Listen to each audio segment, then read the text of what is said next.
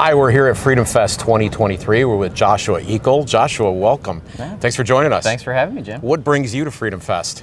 I am here with Students for Liberty. I am the Global Marketing Director for Students for Liberty, so I'm here to meet many of the awesome people in this amazing exhibitor hall and have some conversations and push Liberty forward. What does a Global Marketing Director do? That's a great question. So I run communications for Students for Liberty Global, so that means anything public facing. Our team manages the blog, press relations. We run LibertyCon every year, social media, and we make sure that our students in over 100 countries have all the tools they need to be really effective at spreading liberty locally. And Students for Liberty, tell everybody a little bit about that. Yeah, so Students for Liberty is the largest international pro-liberty student organization on the planet. We have students in over 100 countries and thousands of local coordinators all the way from places in rural Africa to Brazil to Australia, in every inhabited continent. And we take a generational focus, I like to say, on liberty. And by that I mean our mission statement is educating, developing, and empowering the next generation of leaders for liberty. And what that means is we're not necessarily focused on the news cycle of the week, but we're focused on empowering and finding the best, potential leaders, giving them the tools they need to be effective at what they want to do to spread liberty, whether that's politics, academia, business, whatever that might be, and then sending them off into the world to go make a difference. And we've been around for about 15 years, and our alumni network is very extensive, international and global. Did you come up through that program at all? I was involved in the program as a local coordinator in 2014 for a period of time, about for a year. I'm unique in the SFL ecosystem because I was one of the types of people that went through college in a part-time capacity. Okay. So I spent a lot less time in college. I did get my associate's degree, but I was working. That was the full thing. I wanted to pay cash for my tuition. I hate debt. Yeah. So I wasn't as involved as many of the other local coordinators, but I was. Yeah. And it was amazing. I made a lot of connections through Students for Liberty at that time that were very powerful for me later in life. Very good. Yeah. Where can people find the website? Yes. So studentsforliberty.org. Okay. And you can join Students for Liberty and learn more about the local coordinator program at join.studentsforliberty.org. And you're on social media too. Absolutely. Students for Liberty, SF Liberty on Twitter. And you can follow us. Fantastic. Okay, so the main thing we're going to discuss is this here today. I'll get back to what this is all about and what it means in a little bit. We are having conversations with people at this event, some libertarians, some not. The real important conversations are with the non-libertarians. I understand you are a libertarian. Yes, yeah. And so what I want to share with you is that we have a philosophy that we're sharing with people, and the messaging or the way of approaching this philosophy seems to have a really powerful impact. We have an online test where we're kind of doing the first steps of this, and when we're done, regardless of where people are at on the ideological spectrum, progressive, conservative, whatever, 80% that complete that survey say they don't want coercion. Got it. Okay. Got it. Yep. Does that sound exciting to you? Yeah, sure, absolutely. Okay, because we're looking for more people who share that kind of value, right? Yep. Okay. So I want to kind of go through that with you. In fact, what I'd like to do here is give you a flavor, a taste of some of the things that we talk about with the non-libertarians, so you can kind of get a sense of what that messaging is and why it's effective. Okay. Okay? Yeah, let's all right. And you have all the right answers, by the way. Noted. No, you do. It's all there. It's all inside you, so just go ahead and roll with it. But the very first thing I usually do is assure them that we're not going to change their mind about anything in terms of their values. Sure. Right? So we're going to talk to them about their personal values.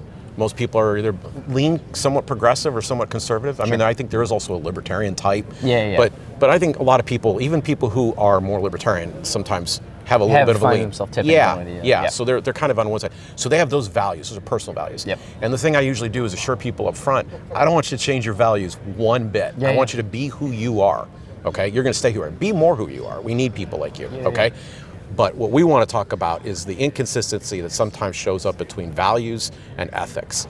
See, some people choose persuasion, other people choose coercion to get things done, and what we really want to talk about here is human respect, okay? So usually this is how I start. I ask people, do you believe everyone wants to be happy? Absolutely. Okay. Absolutely. Would you say that's even a primary value? Yeah, I would say so, yeah, for sure. Okay.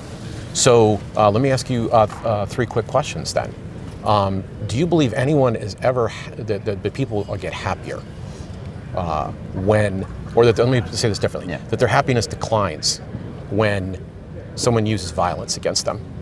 Absolutely, yep. Do you believe their happiness declines when someone steals from them or defrauds them or vandalizes their stuff? Certainly, yep. Always? Always, yes. I would say mostly, yeah, always. Yep. Okay. Would you say that describes you? Absolutely, yep. You think that describes everybody here? Yes, I would say that. Okay. Yeah. So the fact that we have something that's kind of a universal or a constant gives us a hint that maybe there's a principle here. And it turns out there is. What we've been talking to people about is a very specific principle. Now, first, let me define what a principle is. Because a lot of people, when they think about the word principle, what they're thinking about is a moral standard that they have, a personal value that is like one of their highest values, right? I will never do something, I will always do something type of thing. And that's the normal definition when people talk about principle that they mean. You know, even the non-aggression principle, that's what they mean. These are the values that we will always uphold, or the most important value. But there's another definition of principle, a little more traditional version, similar to a scientific law, right? So if, you know, I had a pen in my hand and I were to let go of it, it's gravity. Yep, gravity. That's exactly it. So that's a natural principle. There's a cause and effect relationship that we can repeatedly observe and use it for predictive value. We can say if we abide by this principle, we can do amazing things. And with gravity, it makes it possible for us to build this building, build bridges. Sure. It makes it possible to drive cars, walk around. It'd be a completely different world if we didn't have gravity, right? Sure, absolutely. Okay, so that's what we mean by principle in this case. And it turns out there is a social principle that has a cause and effect. And we call it the natural principle of human respect. Okay. And here it is. Happiness, harmony, and prosperity will always decline when someone experiences the initiation of violence against them, theft, defrauding, etc. Always. So those things always decline. Happiness, harmony, and prosperity always go down when people have those experiences. Yeah, sure. Okay. And I think that's absolutely true throughout time. History shows that. Good. All right. Yeah. So this next part, I'm going to need you to do a little role playing with me, because you're a libertarian. So we have to kind of be playful about this. Sure. Most of the time, I'm talking either progressive or conservative, and I need you to pick a team. Which side do you want to be on today? See, literally, when I take a political compass, I'm almost down the middle, but I'm not going to do that. I probably find myself teetering a little bit towards the progressive side, just on social issues. Okay. So, all right. So, you want to play progressive today? Sure, let's do it. Progressive? Yeah, let's do it. Okay. So you're a progressive today, and I want you to think of an issue as a progressive that conservatives impose on you that you find particularly bad. You really don't like it. That's a great question. I would say the kind of affront of say religious teaching in school might be an example, where you have a situation where, say, conservatives are kind of baking that into curriculum. That could be an example I experienced when I was younger. Yeah, all right, so we're going to action, right? Yeah. Now you're Paul Progressive. Okay, got it. How do you feel, Joshua, when someone says, you know, we need to put prayer in schools, we need to have maybe a daily Bible reading in the class or a Quran reading in the class? There are people, by the way, who believe that we need to put prayer back in schools. I mean, it's not as big an issue these days, but it's always been kind of present. Creationism, they want to bring that into school, right? So how does that make you feel as a progressive? It makes me feel like my values or you know, I have an entire group of people trying to indoctrinate my kids. Indoctrinate, that's a good word. That's a good word. Yeah. Indoctrinate's got kind of a coercive feel to it, absolutely. right? Yeah, and they're doing it with your tax dollars too. Yes, absolutely. Okay. Yep. Do you think these people have bad intentions? Do you think the conservatives who want this thing are mean people who want... Now, if I was going to play progressive, I might go and say, maybe. I mean, I'd say that they, I don't necessarily think they have bad intentions sometimes. They think that they think they're doing the right thing, don't they? They think they're trying to, you know, help people see the light, right? And help save children's souls, maybe. That might be their motivator. Right. Yeah. You're a pretty tolerant fellow, though, right? Sure, I try to be. Okay. So if they wanted to make sure that children were getting that kind of education, what might be non-coercive ways of going? How could they maybe use persuasion or voluntary association to get that done? That's a great question. Well, it would definitely not be done at the point of having the state enforce that, or at least have the state administer that. Yeah, indeed. You could do the model that you hear often. You could lead by example, lead by actions, talk to people outside of that capacity, and try to incentivize them to learn to, you know, bake those values into their life or explore those ideas. Okay, similar to what I've seen in many exhibitors here. Yeah. Okay. All right. Let me press you a little more on that. Let's think a little bit harder about this. how might they go about that? Like what steps might they take? That's a good question. If they were trying to, say, bring more people, they could, say, do a food drive, or help feed the homeless, or you could Take their kids to feed the homeless. Yes, absolutely. There's a lot of other ways that you could do it that are leading by example. I'd say, provide services to the public. I've seen institutions that say provide free their area at the church, like gymnasiums and stuff, to the public, and use that as an entry point to have a conversation. It requires no coercion. You're just saying, hey, come use our gym and get exposure to the ideas, get exposure to our institution, our church, or whatever. So there's a couple different pathways. So they could be creative and find ways not to use coercion on you, and they should do that, right? Yeah, absolutely. Yeah, and so you see the principle in action right there. Yeah. Because your happiness and really your harmony with them, right? Yep. I mean, it just went down instantly as soon as they chose the coercive approach. Yep. But I'm guessing it wasn't anywhere near as much skin off your nose to find out that they're out doing a drive of some kind with their own money. In a way, actually, it almost helps me have more respect for their values, because I'm seeing the volunteer. They're not putting it on. They're not pushing it on me. Right. So yeah, absolutely. Right. Okay.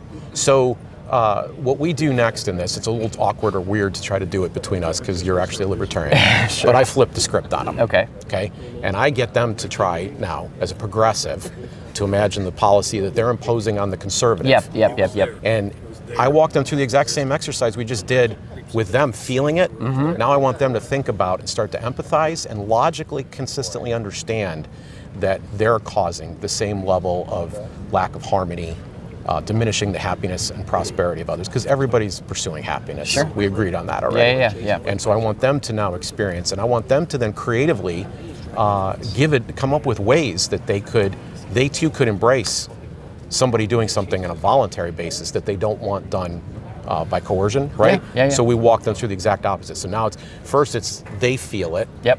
And then it's now you have to empathize and think. Yep. And you have to get creative with us too. Understood. And it allows us to keep repeating this pattern that every time that violence is initiated against a person, that we steal from them, their happiness, harmony, and prosperity always goes down. That's the natural principle of human respect. Makes sense. Yeah, absolutely. Makes sense. So like I said, we're having some effect with this, because what ends up happening in these conversations, whether they're progressive or conservative, is they start to recognize that coercion's a bad thing. And so there's some people who will look at this and say, well, I'm going to operate from a presumption of human respect. That is, that every time I start a conversation or I'm thinking about a policy or a social problem, like, first thing we're going to do is we're going to think about how we will not use coercion to get that done, how we'll choose some kind of voluntary or persuasive method to do that. Yep. And some will start going all the way towards principle. They're going to say, hey, I want to be consistent about this. You see, because you can't be inconsistent with gravity, right? Mm-hmm. If you decide that you're going to go up to the top of this building and walk right off of it, you could think that that's what you want to do, but gravity's going to have something else to say about that, right? It's unchanging. And the same thing's true here. If you consider yourself basically a good person and you're now aware of this principle, it's always in effect, right? Because there's a little bit of lag time between social things. We don't always see, especially when we hand something off to a police officer, we don't see doing the work, right? You don't actually see the dirty work, right? Yeah, for sure. So how that could go wrong. Right. So Joshua, my final almost a challenge to you. Okay. Based on what you've sat and heard today about this natural principle of human respect, do you feel this is something you could use in your conversation? Yeah, no, absolutely. I think this is a very unique and kind of an innovative way to really bring people back to the non-aggression principle in a way that makes a lot of sense to people. So I really like it. Yeah, I absolutely think there's a model. So I'm going to give you this card. We got a card sitting here. Copy that. As soon as we're done with this interview here. Copy. And I appreciate you being with me, Yeah, Joshua. no, thanks. It was a pleasure. Thank you. Pleasure.